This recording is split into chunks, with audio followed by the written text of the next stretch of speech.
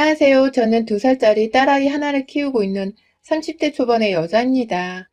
결혼한 지는 이제 2년이 아주 조금 넘어가고 있고요. 보시다시피 제가 임신을 하게 되면서 남편과 급하게 결혼 허락을 받고 결혼을 했습니다. 참고로 남편은 저하고 동갑내기이고요. 갑작스럽게 아이를 혼수로 가지게 된 것에 대해서 부끄럽고 힘들었습니다. 아무리 세상이 개방적으로 변했다고는 하지만 결혼을 정식으로 하기도 전에 교제 중이던 남자의 아이를 가진 것이 창피한 일인 줄은 알고 있었어요. 하지만 임신을 한 게 저 혼자만의 잘못도 아니었고 성인 남녀가 쌍방으로 책임질 일을 만든 것이었기 때문에 어떻게든 뱃속 아이를 책임지려고 했습니다. 그 결과 결혼을 했고 다행히 남편은 아빠 몫에 남편 몫까지 다 해가며 나름 자신의 역할에 충실한 편이었어요.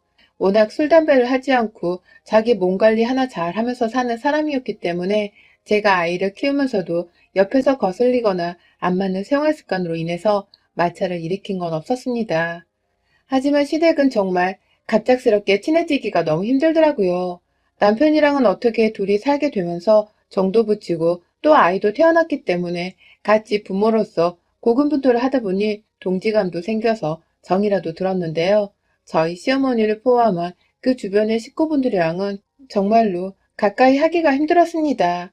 일단 저희 시어머니는 결혼 때부터 임신한 저를 혼자서만 죽일 사람이라는 듯이 노려보며 싫어하는 티를 내셨습니다. 뭐 그게 직설적으로 말을 꺼내서 저한테 욕을 날리시는 것까지는 아니었지만 자기 아들의 앞날이 창창한데 저 같은 여자가 갑자기 애를 뵈서는 좋은 손자리며 며느리들이 다 떨어져 나갔다는 말을 결혼 초에 하시더라고요. 제가 분명히 아이를 임신한 상태였는데도 말이죠. 솔직히 말씀드리면 제가 남편보다 벌이도 더 잘 보고 대학도 훨씬 더 좋은 곳을 나왔거든요.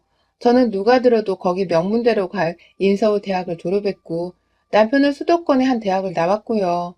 회사도 엄연히 대기업을 다니고 있는 제가 훨 좋은 조건으로 다니고 있었고 굳이 따지자면 남편은 회사 이름조차 처음 들어보는 하청업체를 다니는 사람이었습니다.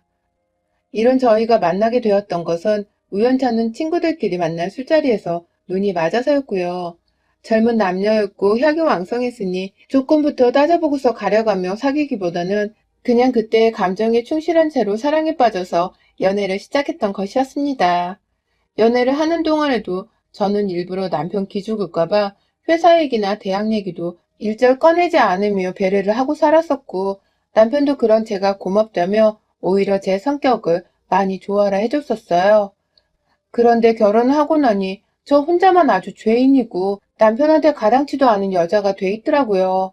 그렇게 저를 탐탁치 않은 시어머니가 참 이해가 안 되었지만 그게 다 아들보다 잘난 며느리가 샘나고 미워서 그러는 거라는 걸 잘 알았기 때문에 별로 말을 섞으려 하지 않았어요. 오히려 그런 무례한 말을 제 앞에서 아무렇지 않게 하며 남의 집 귀한 딸을 우습게 여기는 시어머니가 만정이 다 떨어졌죠. 그래도 어른이니까 제가 명절에 제사를 지내야 할 때면 서울에서 시댁에 있는 지방까지 4시간이 걸리는 거리를 뚫고서 매번 잘 찾아갔었습니다. 오고 가고 왕복하면 8시간이 훌쩍 걸리고 둘 다 일하고 피곤해서 운전하며 장거리 이동을 하는 게 결코 쉽지 않았었는데요. 그래도 옆에서 남편이 집안 재산은 꼭 참석해야 한다고 하더라고요. 자신이 장남이라는 이유로 말이죠. 그러니 제가 별 수 있나요? 집안의 장남인데 결혼했다는 이유로 제가 장남을 하지 말라고 할 수도 없으니 남편을 따라서 시댁에 가는 수밖에요. 저도 맏며느리는 해본 적이 없어서 잘할 줄 모르고 서툴렀지만 그래도 와이프로서 남편과 척을 지고 싶지 않아서 시댁은 꼬박꼬박 참석을 했습니다. 그렇게 시댁에 가면 저는 거의 혼자서에만 봤던 것 같아요. 시아버지는 매번 시어머니랑 싸우시는 건지 집에 붙어 계시질 않았고 그렇다 보니 시어머니의 관심은 온전히 남편에게 쏠려 있었거든요. 제 딸아이는 거들떠 보지도 않으려 하니 제가 그냥 뻘쭘한 마음에 아이만을 더 보고 있을 수밖에 없었습니다. 제게 기분이 좋은 소리나 칭찬 한 번을 해준 적이 없으셨던 시어머니께 저도 애를 쓰면서 잘 보이고 싶은 마음이 없어서 형식적으로 어머님이 시키는 일을 맡아 하면서 집안의 제사를 지내왔죠. 그런데 8월에 제사를 지내면서 제가 정말 어처구니 없는 일을 다 겪었습니다. 갑자기 시어머니께서 제사를 하나로 모아서 지내는 게 어떻겠냐며 저하고 동서한테 전화가 왔더라고요. 저하고 동서는 그리 가까운 사이도 아니고 동서도 일을 하다 보니 서로 바쁘다며 연락을 잘 하지 못하고 지내서 제사 때 말고는 잘 보지 못했는데요. 어머님은 동서한테 먼저 연락을 했다가 저한테 전화를 해서는 그러더라고요. 너는 큰애가 되어서 동서한테 먼저 안부 연락도 하고 좀 집안의 제사를 어떻게 하면 더 잘할 수 있을까 생각도 좀 해보면서 이끌어줘야 될 거 아니냐. 그게 큰 며느리가 할 일이 아니니? 라고 말입니다. 참 어처구니가 없었어요. 저 이 집안에 혼전 임신으로 시집왔을 때 저 마음에 안 든다고 그렇게 싫어하는 티를 팍팍 냈던 시어머니셨고 그 옆에서 저희 동서는 시어머니 기분에 맞춰주려고 했는지는 모르겠지만 시어머니랑 함께 저를 싫어하는 티를 같이 내곤 했거든요. 요즘 세상에 혼전 임신이 우습긴 우스운가 봐요. 라고 하면서 저를 창피하다고 말씀하는 시어머니 옆에서 대뜸 말을 거들기도 했었고 제가 명문대 졸업생에 대기업에 재직 중이라고 말하는 제 남편의 말에는 그럼 뭐예요? 임신하고 이제 대기업에서 잘리는 거 아니에요? 라면서 말을 비꼬기도 했었습니다. 그 말이 저는 너무 상처이고 기분이 더러워서 출산을 할 때까지도 그 말을 잊지 못했고요. 그 바람에 더 돛기를 품고서 끝까지 대기업에서 살아남아 보겠다며 직장을 다니고 있었던 거예요. 동서가 말하는 뽐새가 이렇다 보니 저는 절대로 동서랑 연락을 주고받으며 친하게 지내고 싶은 마음이 없었고 시어머니는 두말하면 잔소리였습니다. 그런데 저한테 이제 와서 큰며느리 어쩌고 하면서 동서를 가르치라 하니 기가 막힐 노릇이었죠. 동서가 퍽이나 제 말에 귀를 기울이면서 얘기를 듣겠나 싶기도 했고요. 그래서 어머님께도 솔직하게 말씀을 드렸습니다. 동서랑 같이 지내는 게 그리 쉽지도 않고 제가 직장 다니며 제사 일에 모두 다 신경 쓰는 게 정말 힘들다고 말이죠. 그러자 어머님도 그냥 알겠다고 말하시며 전화를 끊더라고요. 그렇게 상황이 조용히 정리가 된 줄 알았습니다. 그런데 바로 다음날 남편이 갑자기 시댁에 가자고 하는 거예요. 금요일 밤에 뜬금없이 말입니다. 시어머니가 갑자기 호출을 했다고 하면서 제사 문제로 온 가족들이 상의를 해야 할 것 같다고 반드시 가야 한다길래 난감했지만 아이를 데리고 시댁에 갔어요. 직장인들에게 주말이 꿀인데 그 꿀을 제대로 만끽하지도 못한 채 아침 일찍 일어나 아침밥을 먹고는 4시간 운전을 해서 시댁에 거의 오후 일찍 도착을 했습니다. 도착을 하니 저희보다 2시간 정도 가까이 살고 있던 동선에는 이미 도착을 했었고요. 시어머니는 제삿날을 하나로 혹은 둘로 합치고 싶다면서 두 며느리들을 불러서는 자기 생각을 말씀하시더라고요. 그러면서 은근슬쩍 저를 돌려가시는 겁니다. 큰 며느리가 이런 건 알아서 해야 하는데 워낙 아시다시피 바쁘니까. 아휴, 내가 이 제사를 넘길 수도 없고 아직까지 나 혼자 안고 가야 하는구나. 다른 집들은 다 큰 며느리들이 중심이 되어서는 동서들도 이끌고 한다는데 둘째 너가 참 고생이 많겠구나. 라고 말이죠. 참 어처구니가 없었습니다. 정확히 따져보면 제사를 지내러 와서도 저도 똑같이 일을 하면 했지 절대로 동서보다 덜한 적이 없었거든요. 겨우 맏며느리답게 리더십을 가지지 못했다는 말도 안 되는 이유로 저를 까내리면서 옆에 있는 동서를 보란듯이 치켜 세우시는 어머님의 말이 너무 기분이 상했어요. 그치만 저는 그냥 대답을 하지 않았습니다. 당장 뭐라고 말을 하면 정말 큰 싸움이 날 것 같은 정도로 제가 너무 빈정이 상했던 바람에 최대한 아이를 생각해서 참아보려 했습니다. 결국 이런 저 덕분에 시어머니는 더 신이 나서는 동서 앞에서 저를 아주 무시한 채로 신랄하게 앞담화를 까셨어요. 내가 너 이럴 줄 알고 결혼할 때 반대했던 거다. 요즘 세상에 혼전 임신을 하는 애들이 정신이 똑바로 박힌 애들이냐? 그런데도 어쨌든 그 뱃속에 내 자식 핏줄이 자라고 있다고 하니까 내가 억지로 받아준 거 아니야. 그런데 이게 뭐니? 아니나 다를까 발랑 까져서는 맏며느리가 집안일을 나몰라라 하고 말이야. 조사님들이 얼마나 속이 상하시겠어. 맏며느리 아내가 제사를 하는 중 마는 중 신경도 안 쓰고 사니 말이야. 라면서 한참을 저를 앞에다 세워두고서 이런 말씀을 하시는데 저도 사람인지라 얼굴이 시뻘개지면서 민망하고 수치스러운 마음에 몸둘 바를 모르겠더라고요. 옆에서 동서는 저 보란 듯이 그냥 아무 말도 안 한 채로 제 얼굴을 고의적으로 빤히 쳐다보고 있는데 순간 눈이 마주쳤을 때 정말 얄미워 죽겠더라고요. 무시를 하는 것만이 정답이었지만 그 상황에서 모든 걸 무시하는 게 너무 힘들었다는 것이 문제였습니다. 그러자 남편도 옆에서 보다 제 얼굴 상태가 말이 아니었는지 한마디 하더라고요. 엄마, 이제 좀 그만하세요. 우리 집 제사인데 뭘 자꾸 맏며느리 어쩌고 하면서 야단이야. 요즘 세상이 어떤 세상인데. 그리고 나랑 얘랑 둘 다 이 집 아들인데 맏며느리도 뭐고 둘째 며느리도 뭐야. 재수 씨랑 자꾸 차별하지 말고 우리 와이프도 좀 예뻐해줘. 나보다 더 좋은 회사에서 돈도 더 많이 버느라 힘든 사람인데 내가 제사 문제로 이런 꼴까지 당하게 하면 정말 염치가 없잖아. 라고 말이죠. 그러다 어머님은 남편의 말을 듣다 말고서 저한테 대뜸 소리를 지르더라고요. 야, 너 네 남편 앞에서 네가 더 좋은 회사에서 돈 더 많이 번다고 평소에 유세도 떨었니? 라고 말입니다. 저는 가만히 있다가 그냥 봉변을 당한 상황이나 마찬가지였죠. 그러니 저도 더 이상은 못 참겠더라고요. 애를 계속 안고 있었기 때문에 애가 놀랄까봐 더욱 꽉 껴안았는데 그게 다 무용지물이었을 만큼 민감하게 목소리만 키운 채 소리를 지르는 시어머니를 멈추게 하고 싶었습니다. 그래서 저도 대답을 드렸어요. 어머님, 제가 어제 전화로도 말씀을 드렸잖아요. 제가 평상시에 집에서 그냥 놀고 있는 것도 아니고 애를 키우면서 회사까지 다니느라 정말 하루 1분이 모자라요. 몸만 피곤한 게 아니라 마음도 너무 지치고 힘들어요. 그런데 그 와중에 왕복으로 8시간, 차 밀리면 10시간도 좋게 걸리는 거리를 이렇게 와서 나름 어머님 하는 말씀을 드려보려고 한 제 노력은 무시를 하시고 그저 동서를 잘 가르치지 못했다고 제사를 나서서 하려 하지 않는다며 잔소리만 하니까 저도 정말 어떻게 해야 할지 모르겠어요. 저는 아이를 낳아 키우려고 이 사람과 결혼한 거지 이 집안의 제사를 떠맡기 위해서 결혼을 한 게 아니에요. 라고 따박따박 토시 하나 틀리지 않고 말을 했어요. 나도 참을 만큼 참았다면서 평소 회사 밖에서 뱉어내는 말투로 아주 이성적이게 그냥 솔직하게 뱉어냈죠. 그러자 시어머니는 얘 봐라. 네가 며느리니까 이 집안에 시집으로 왔으면 제사는 당연히 떠맡고 지내야 하는 게 맞는 거야. 그 당연한 걸 왜 자꾸 네가 회사를 다녀서 힘들다는 얘기로 안 하려고 하는 거니. 내가 네 말에 그냥 아이고 그랬어요? 하고서 꼬리를 내려줄 줄 아니?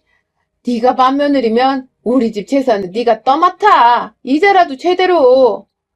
라면서 급기야 자신이 제사는 더는 못하겠다며 그 자리에서 제게 모든 걸 다 떠넘길 테니 알아서 하라며 배째라는 소리를 하는 게 아니겠어요.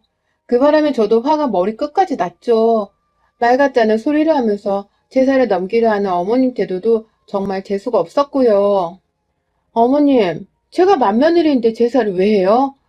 그러면 저도 우리 집 장녀이고 남편도 장녀인 우리 집 맞사위인데 우리 남편 데려다 우리 집 제사 지내게 해도 되죠? 그쵸?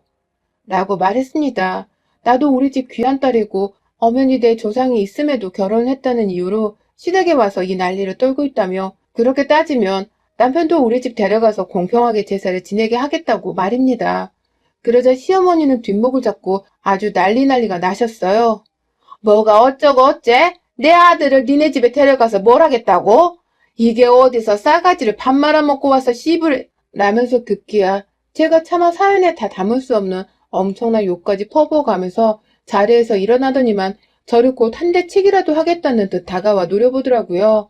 그러더니만 내가 애초에 너같이 반란까지 여는 며느리도 들이는 게 아니었다. 어디 감히 남의 귀한 자식의 앞길을 망치기. 너같이 되바라진 년이 집에 들어와 이 싸움이 나는 거 아니야? 이래서 집안에 사람이 잘 들어와야 한다더니만. 라면서 급기야 저를 또다시 인격적으로 모욕을 하시는 게 아니겠어요? 지금 생각해보면 저도 잘한 건 없지만 너무 억울해서 그대로는 못 넘기겠더라고요. 남의 귀한 딸을 데려다가 한다는 말이 자꾸만 반란까진 혼전 임신한 여자라고 하질 않나? 갑자기 맏며느리 대접해주겠다며 집안의 제사를 떠맡으라 하지를 않나? 너무 괴로운 마음에 아이를 남편에게 안겨주고는 어머니께 말씀드렸어요. 어머님도 저 혼전 임신하고 이 집안에 시집와서 마음에 안 드시죠? 저도 마찬가지예요. 그렇게 콘돔 쓰라쓰라 했는데도 구태여 남의 귀한 집딸을 임신시켜서는 이런 집에 시집 오게 해서 팔자에도 없던 시집살이에 제사까지 지내게 하는 남편이 밉고 어머님도 미워요. 저한테 정말 왜 이렇게까지 말하시는 거예요? 제가 뭘 그렇게 잘못했는? 라고 말이죠. 하지만 저는 말을 끝까지 잊지 못했습니다. 시어머니가 싸가지 없다며 저를 두들겨 패셨기 때문입니다. 갑자기 날라온 뺨따구에 제가 순간 정신을 잃은 줄 알았어요. 정신이 멍해지며 이게 도대체 무슨 상황인가 싶었는데 제 정신을 차리기도 전 시어머니는 저에게 뺨을 한 대 더 치셨고 급기야 제가 자리에서 빠져나와 집으로 가기 위해 남편에게 차키를 달라고 하는 순간까지도 저를 따라와서는 제 등짝을 손과 발을 이용해 던져내며 절 때리기 시작했습니다. 미쳐 날뛰는 거머리 마냥 저를 손에서 놓지 않은 채 계속해서 때리는 바람에 급기야 아이를 안고 있던 남편이 놀래선 저와 아이를 데리고 시댁에서 나왔어요. 시어머니는 그러고도 끝까지 저를 따라 나오다 급기야 현관에 있던 신발을 제게로 던졌어요. 제 아이가 바로 옆에 있었는데 하마터면 그 아이가 신발을 맞을 뻔한 겁니다.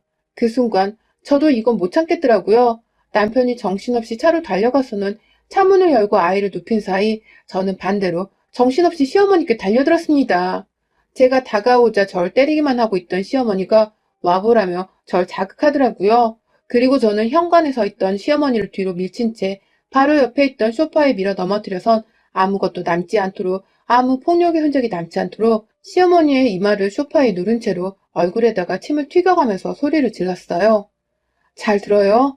나 이대로 서울 가서 당신 폭력죄로 고소해버릴 거야. 나 이거 좋게도 병원 가서 진단서 떼면 당신 엿먹일 수 있어. 감히 날 때리겠다고 내 아이가 안겨있는 쪽으로 신발을 던져? 네가 사람이야?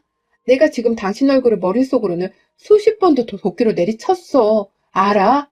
그래도 참을 거야. 나는 당신과는 다르게 명문대학교 나와서 좋은 직장도 다니고 있는 지식인이니까. 당신 같은 무식한 사람이 지 아들이 잘난 줄 알고서 짓거리는 말들 정도는 내가 고소 한 방으로 얼마든지 뭉개뜨릴 수 있으니까. 재산은 알아서 지내세요. 남의 집 기여하고 잘난 딸한테 감히 주제넘게 아들 타령 해대면서 부려먹을 생각 그만하고 라고 말해줘. 오히려 눈을 부릅뜬 채로 반말을 짓거리며 시어머니를 힘으로 제압하니 시어머니도 한참 발길질을 하고 어떻게든 자리에서 일어나려다가 결국 그 자리에서 제 말을 듣더라고요. 그리고 저는 자리에서 일어나자마자 저를 보고 있던 동서한테 말했습니다. 되도 않는 콩가루 집안에서 며느리 대접 받겠다고 여자 망신 시키지 마. 지들 조상님 모시는 건 피부치들이 보고 모시게 하라고. 이 얼간아. 라고 말해줘.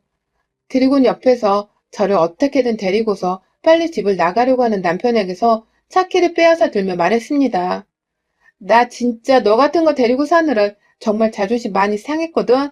내 친구들은 다 사업하는 남자 아니면 같이 대기업 다니거나 전문직 다니는 사람한테 시집 갔는데 난 너 같은 조건 딸리는 남자한테 시집 와서 진짜 쪽팔린 적 많았어.